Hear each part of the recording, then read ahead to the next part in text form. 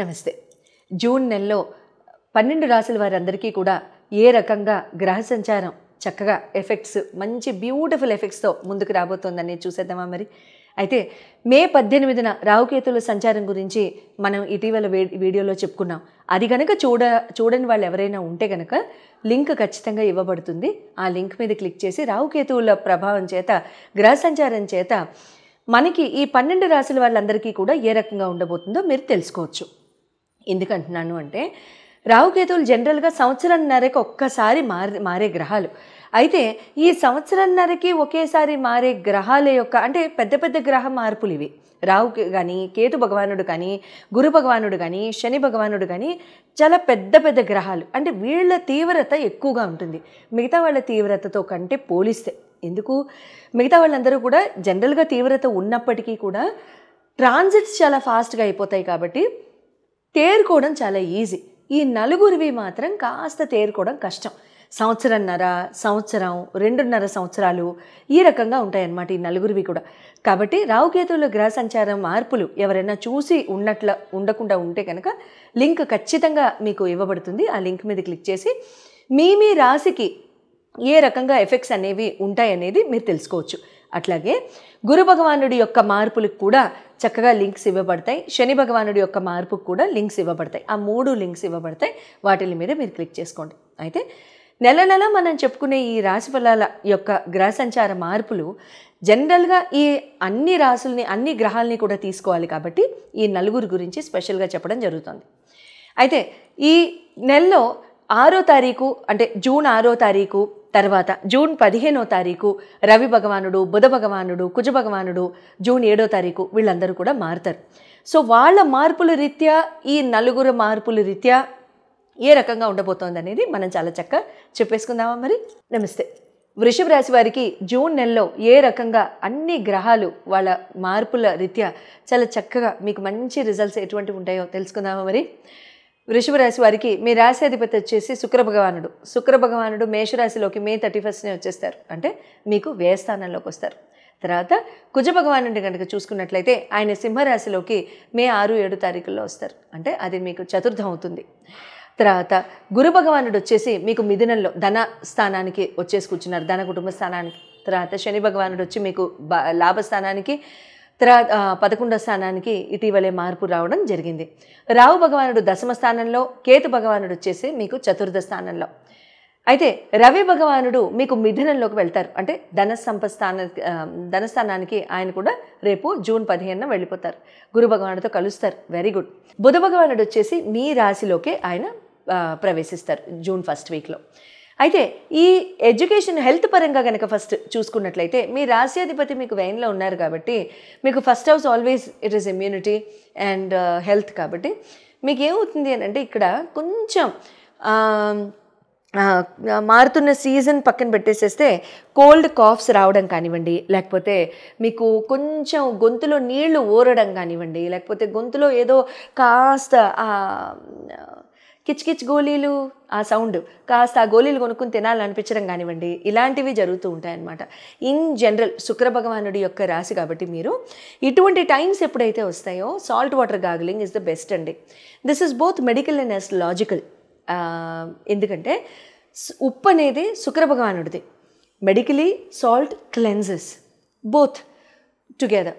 ఇక్కడ వామ్ వాటర్లో ఎప్పుడైతే మీరు సాల్ట్ వేసుకుని చాలా చక్కగా మీరు గొంతు గార్గిల్ చేస్తారో అప్పుడు ఏమవుతుందంటే శుక్రుడు సాటిస్ఫై అయిపోతారు, శుక్రుడు నెమ్మదిచ్చేస్తారు. అట్ ద సేమ్ టైం మీకు మెడికలీ ఏదైనా బ్యాక్టీరియా ఏదైనా ఉన్నా కూడా, ఏదైనా ఇన్ఫెక్షన్ ఏదైనా ఉన్నా కూడా అది క్లియర్ అయిపోతుంది. సో ఇది జనరల్గా కంటిన్యూ చేయండి. తర్వాత కోల్డ్ ఆస్పెక్ట్స్ అంటే కోల్డ్ ఫుడ్స్ కానివ్వండి, కోల్డ్ డ్రింక్స్ కానివ్వండి, ఇటువంటివి తీసుకోవడానికి స్ట్రిక్ట్గా అవాయిడ్ చేస్తే చాలా చాలా మంచిది. స్కిన్ ర్యాషెస్ కానివ్వండి, ఆడవాళ్ళు మగవాళ్ళు ఎవరైనా సరే యూటీఐ ఇన్ఫెక్షన్స్ రిలేటెడ్ ఫీవర్స్ కానివ్వండి, లేకపోతే గైనిక్ రిలేటెడ్ ఇష్యూస్ కానివ్వండి, ఇక్కడ కొంచెం తలెత్తడానికి అవకాశాలు ఉంటాయి. కానీ ఖచ్చితంగా వస్తాయని మనం చెప్పలేం. ఎందుకంటే దిస్ ఇస్ వెరీ జెనరిక్. అందరికీ ఒకటే ఎలా అప్లికబుల్ అవుతుంది? అవ్వదు కదా.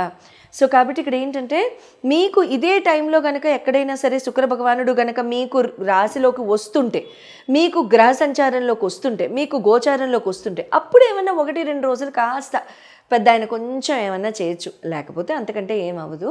అది చూసుకుని మీరు చెప్పించేసుకుంటే సరిపోతుంది. లేదు ఇక్కడ ఏమవుతుందంటే జనరల్గా మీరు ముందు జాగ్రత్తగా ఇటువంటివి అవాయిడ్ చేస్తే మంచిది.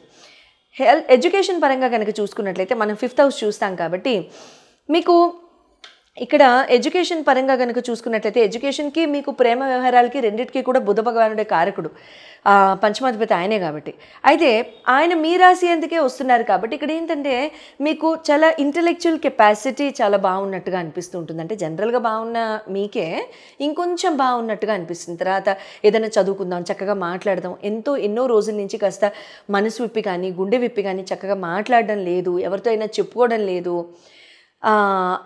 అంటే చెప్తే మనకి కొంచెం అంటే మనకి థాట్స్ వస్తాయి, మనకి ఐడియాస్ వస్తాయి, మనం కూడా కొంచెం వృద్ధిలోకి వస్తాము, ఎవరితో అయినా పంచుకుందాము, ఏదైనా సలహా అడుగుదాం, సూచన అడుగుదాం, ఇటువంటివన్నీ ఇక్కడ జరుగుతాయి. ఆ జరిగినవి మీరు అమల్లో పెట్టడం కూడా జరుగుతుంది. ఓకే. ప్రేమ వ్యవహారాల్లో కూడా ఇక్కడ ఏదైనా గుండెల్లో ఉన్న ప్రేమని బయటికి తీయడం జరుగుతుంది, మాట్లాడడం జరుగుతుంది, చెప్పడం జరుగుతుంది. చెప్పొచ్చు, ఇబ్బంది లేదు. బట్ ఇఫ్ యూ సీరియస్, అంతేగాని అది అర్చితూ అంటే బై ద వే ప్రేమ వ్యవహారాలు కాకుండా సీరియస్ ప్రేమ వ్యవహారాలు, అమ్మా నాన్నల యొక్క బ్లెస్సింగ్స్ తీసుకుని కాస్త చక్కగా జీవితం అనే ఇన్స్టిట్యూషన్ని ఏర్పరచుకునే ప్రేమ వ్యవహారాలు అయితే ఇంకా బెటర్. వైవాహిక జీవితానికి కనుక వచ్చినట్లయితే ఇక్కడ మీకు కుజభగవానుడు అవుతారు. కుజభగవానుడు మీకు చతుర్థానికి వస్తున్నారు కాబట్టి, మీకు సప్తమాధిపతి కుజభగవానుడు అవుతారు కాబట్టి, ఆయన చతుర్థానికి వస్తున్నారు కాబట్టి మంచిదే. కుటుంబ పరంగా చాలా చాలా మార్పులు జరగడానికి ఇక్కడ సంపూర్ణ అవకాశాలు ఉంటాయి. రవి ఇంట్లోకి వస్తున్నారు. రవి అందులోనూ మీకు ఆయన కుటుంబ స్థానానికి వచ్చేస్తున్నారు, అంటే మీకు ద్వితీయ స్థానానికి వస్తున్నారు. మంచిది, ఆ సపోర్ట్ కూడా మంచిదే. అంటే చాలా చక్కగా ఒక్కడి నుంచి క్లారిటీతో ఏదన్నా సరే ముందుకు తీసుకెళ్ళడం జరుగుతుంది. చాలా చక్కగా విశ్లేషించి ఏదన్నా చెప్పుకోవాలన్నా, చెప్పాలన్నా, ఎక్స్ప్లెనేషన్ ఇవ్వాలన్నా, జడ్జ్మెంట్స్ ఇవ్వాలన్నా, ఏదైనా అంటే పెద్దవాళ్ళ సహాయ సహకారాలతో ఏదైనా కుటుంబ వ్యవహారాలు కొంచెం తీర్చుకుందామన్నా సరే చాలా మంచి టైం అండి. కాకపోతే కాస్త కొంచెం కోపతాపాలు, డామినెన్స్ ఎక్కువ ఉంటాయి. ఆ డామినెన్స్ లేకుండా ఉండడం, మొండితనం లేకుండా ఉండడం చూసుకోండి. మొండితనం మాత్రం కాస్త పెరుగుతుంది ఈ 45 days వృషభ రాశి వాళ్ళకి. తర్వాత కెరీర్ అండ్ బిజినెస్ పరంగా కనుక చూసుకున్నట్లయితే మీకు గురు భగవానుడు శని భగవానుడు అవుతారు. మీకు 9వ లార్డ్ 10th లార్డ్. కాకపోతే ఇక్కడ ఏంటంటే మీకు గురు భగవానుడు మీకు ద్వితీయ స్థానంలోనే ఉన్నారు కాబట్టి, ధనస్థానానికి వచ్చిన్నారు కాబట్టి మంచిదే, చాలా మంచి ఆపర్చునిటీస్ వస్తాయి. శని భగవానుడి యొక్క మార్పు కూడా మీకు చాలా చాలా చక్కగా లాభస్థానంలోనే ఉంది కాబట్టి శుభం. గత 2.5 సంవత్సరాల నుంచి ఆగిపోయిన ఉద్యోగ వ్యాపార ఇటువంటి కార్యక్రమాలు ఏవైనా ఉన్నా కూడా ఇటువంటివన్నీ కూడా ఇక్కడ ముందుకి పుంజుకుంటాయి. మీరు అప్లై చేసే ప్రతి అప్లికేషన్ కూడా కంటపడుతుంది. People will be able to view it. You will be having greater chances to be selected. ఇక్కడ మీకు గత 2.5 సంవత్సరాలుగా వృషభ రాశి, వృషభ లగ్నం ఇలాంటి వాళ్ళందరికీ కూడా ఏముంటుందంటే కాస్త మీరు అప్లికేషన్ పెట్టినా కాస్త చిన్న చూపు చూడడం కానివ్వండి, పక్కకు తోసేయడం కానివ్వండి, లేకపోతే ఏమన్నా మీ వెనకాతల గాసిప్ కానివ్వండి, ఇటువంటివి ఏమైనా జరిగి ఉండొచ్చు మీకు ఆఫీసుల్లో కానీ, బిజినెస్లో కానీ, వ్యాపార సంస్థల్లో కానీ ఎక్కడైనా.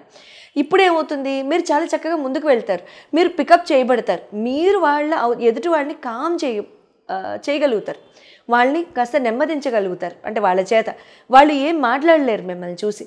చాలా శుభంగా ఉండే టైం. ఆల్రెడీ నీరస పడిపోయాం మాధవి అంటారా, పర్వాలేదు, ఇబ్బంది లేదు, కాస్త ఒక్క హార్లిక్స్ కొట్టండి, ముందుకు వెళ్ళిపోండి. ఎందుకంటే శని భగవానుడి యొక్క సపోర్టు మళ్ళీ రాదు. మళ్ళీ 30 సంవత్సరాలకు కానీ మళ్ళీ ఆయన లాభస్థానానికి రారు.